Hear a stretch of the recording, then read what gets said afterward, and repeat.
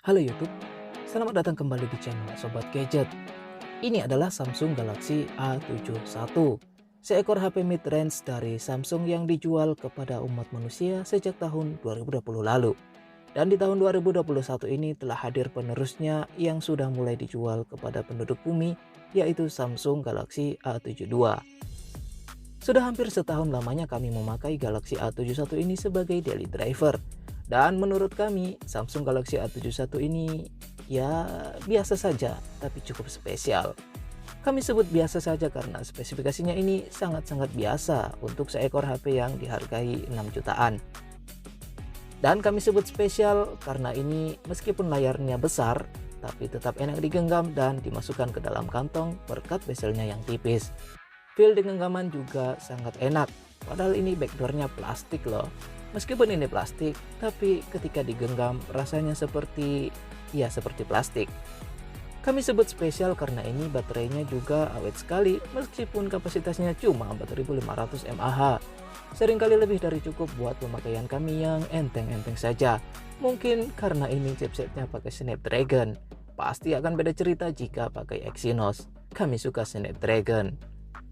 Kami sebut spesial karena ini adalah Samsung.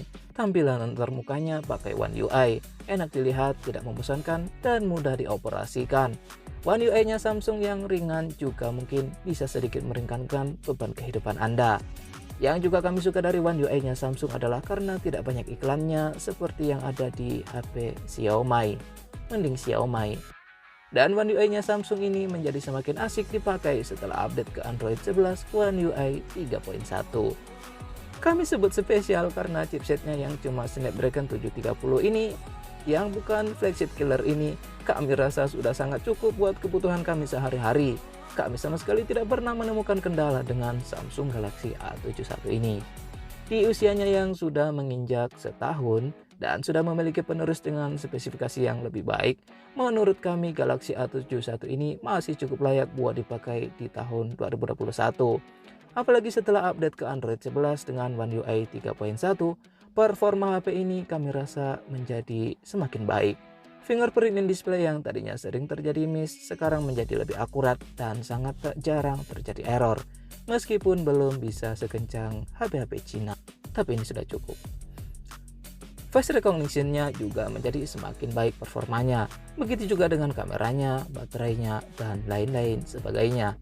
Setelah update menjadi semakin spesial.